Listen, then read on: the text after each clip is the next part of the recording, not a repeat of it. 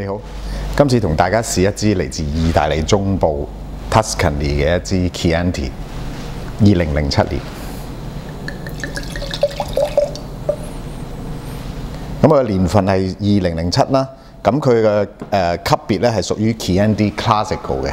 咁 Classico 嚟講咧係屬於要指定嘅6個產區裏邊，佢入邊細分嘅產區入邊其中一個啦，亦都係有指定嘅呢個葡萄嘅限制啦，同埋酒精度都要達到佢哋當地政府嘅要求咧，先可以用到呢個咁嘅 title 嘅。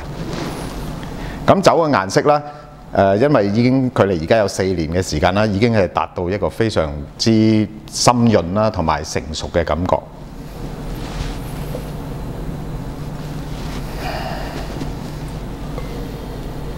酒香方面咧，我發覺係有一個好顯著嘅一個Black Forest 啦，即係一啲森林嘅一啲wet wood 嘅感覺啦。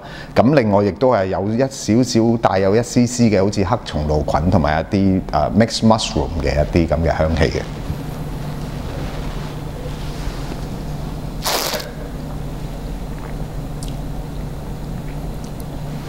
個結構非常之緊密啦，個口感咧亦都係比較沉實嘅。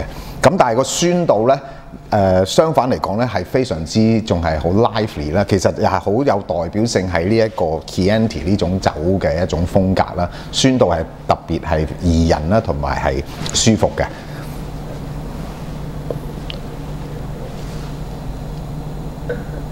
整體嚟講，我覺得佢個成個酒體咧係非常之均衡啦，同埋好舒服同埋 natural 好自然嘅。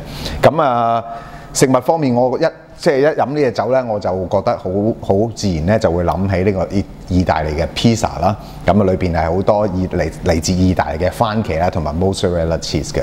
咁希望大家會中意呢支酒。